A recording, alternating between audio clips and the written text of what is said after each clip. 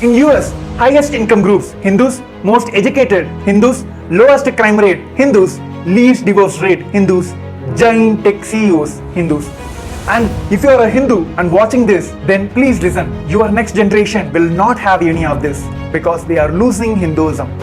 One more thing, you are a crime-free and non-violent because you are a Hindu. You have less addiction and depression because you are a Hindu.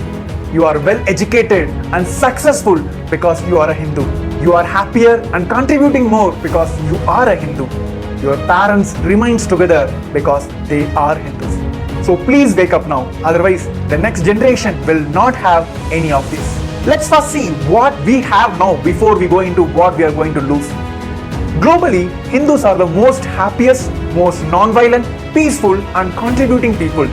In US, Hindus make up only 1% of the population but have made significant contributions to various sectors and they are the most successful in their respective fields. Of course, income is one of the ways to measure who is more successful than others.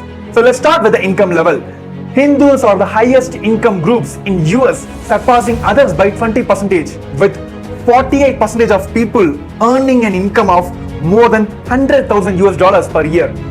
1% of the population, but accounting for 8% of founders of high-tech companies and 1/3 of the technology startups in Silicon Valley.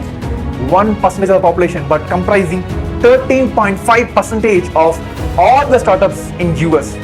The collective value of these startups exceeds 195 billion US dollars and employ over 50,000 people. Hindus founded 11.5% of nearly 650 unicorn companies in US.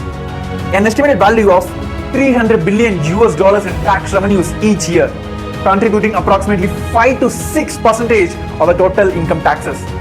16% of the US companies have Hindu CEOs. Some well-known companies are IBM, Google, Microsoft, Adobe, FedEx, NetApp have Hindu CEOs. 60% of the US hotels are owned by Hindus. These hotels generate about 700 billion US dollars in revenue annually and they create more than 4 million jobs directly or indirectly. About 35 to 50% of all the convenience stores in US are owned by Hindus, generating over 350 to 490 billion US dollars in revenue annually. These numbers proves Hindus are the highest income groups in US. So let's get into the education side. The most educated religious group in US are Hindus by 77%. 49% have postgraduate or professional degrees compared to 15% of other groups. 80% at least have bachelor degrees compared to 33% of other groups. 96% of Hindus have higher education. This is 2.5 times the national average and the highest among all the groups in the US. Hindus have 21% higher than the average year of formal schooling. 70% of colleges in the US have Hindus in their leadership role, such as deans, chancellors or directors. More than 70% of Scripps National Spelling Bee winners are Hindus. 7% of doctors in US are Hindus and in UK it is 9%. All this is okay. What about crimes? Less than 0.2% of UN prison population are Hindus. It means the crime rate among Hindus is 1/20 of the other groups. For example, if there are 100 Hindus and 100 non-Hindus, the number of criminals among Hindus is 1, while it could be more than 20 for non-Hindus in the same population. Also, the number of Hindu prisoners in the US is decreasing every year and this rate is fastest among all the communities. Hindus are also least likely to be a substance abuser by 3.4%. So let's get into the family structure as well. The average divorce rate in US is more than 40%, whereas for Hindus is less than 5%. Also, Hindus have done a high level of charity, contributing over 3 billion US dollars for universities since 2008 and between 1.5 to 2 billion US dollars for charity every year. Of course, today, yoga and Ayurveda become integral part of American lifestyle. Festivals like Diwali, Holi are widely celebrated across US, showcasing the vibrant cultural heritage of Hinduism. And these festivals are celebrated by all other groups also, which proves all inclusiveness of the Hindus. So coming to the conclusion, the stats proves that Hindus are the good people and they only contribute. Hindus do not terrorize, do not colonize, do not convert. Hindus only work hard, contribute and live blissfully.